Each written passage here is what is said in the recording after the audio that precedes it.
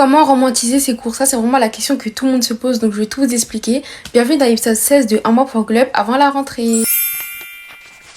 Déjà, pour commencer, inspirez-vous d'un personnage qui vous motive pour l'école. Par exemple, dans les personnages de série, il y a Rory Gilmore, Paris Geller, Blair Waldorf, Spencer Hastings, Elwood. Vraiment, il y en a plein. Je vais pas tous les citer, mais trouvez quelqu'un qui vous motive, qui vous inspire, genre, dont vous kiffez la manière dont elle travaille, comment elle s'organise pour les cours et tout.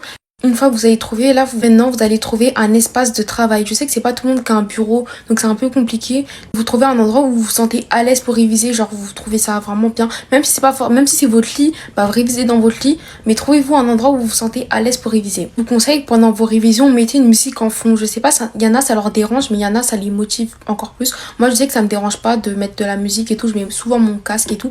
Et parfois même, vous pouvez écouter des bruits de fond. Par exemple, moi, ça m'arrive de mettre le bruit de la pluie et tout, j'écoute ça. Franchement, faites ce que vous voulez, écoutez de la musique, comme ça va vous détendre encore plus. Ou si ça vous déconcentre, écoutez pas de musique. Franchement, achetez des fournitures qui vous motivent de travailler. Je sais pas si c'est pareil pour vous, mais moi, quand je vois un cahier qui est moche, ça me donne pas envie de l'ouvrir et tout. Je veux juste m'en débarrasser. Et à chaque fois, genre les années précédentes, pour les fournitures, j'ai acheté des cahiers genre de la marque Carrefour et tout, qui donnent avec plein de carreaux dessus, qui me donnent pas envie de travailler. Genre cette année, je vais acheter des fournitures qui vont me donner envie de travailler. Genre quand je vois le cahier, ça me donne envie d'écrire avec des jolis stylos, des jolis surligneurs. Vous mettez de la couleur et tout. Genre vous prenez des fournitures personnalisées. Genre des fournitures qui vous correspondent. Et quand vous voyez, ça vous motive à travailler. Parce que quand on a un matériel moche, franchement, ça nous motive pas, c'est nul et tout, genre. Ensuite, vous allez mettre en place un rituel de révision. Genre, vous allez vous faire un planning de quand vous allez réviser, qu'est-ce que vous allez réviser et pendant combien de temps vous allez réviser.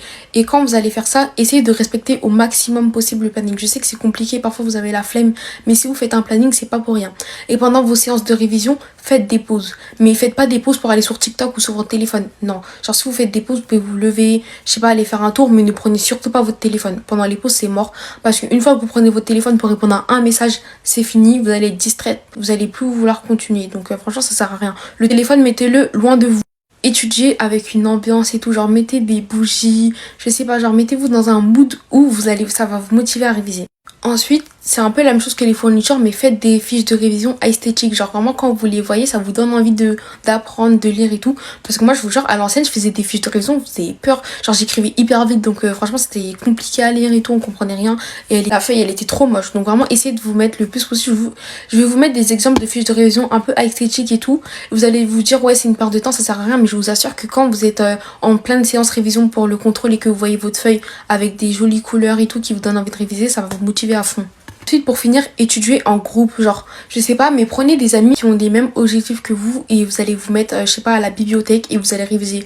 Moi, je vous assure, j'ai fait ça pendant le bac de français. Avec mes copines, on était partis à la bibliothèque, on a révisé pendant des heures et personne parlait. N'allez pas prendre des copines avec qui vous savez vous allez parler. Vous partez dans l'optique de travailler, pas pour parler et tout. Donc vraiment, pendant 1 heure ou 2, vous parlez pas, vous révisez entre vous.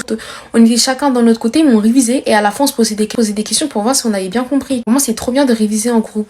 Aussi, fixez-vous des objectifs comme ça. À chaque fois que vous réalisez vos objectifs, vous allez vous donner une récompense. Je sais pas c'est quoi, mais genre, par exemple, vous dites, ouais, si j'arrive à avoir telle note à ce contrôle-là, bah après, je m'offre ça. Franchement, ça va vous motiver, vous verrez.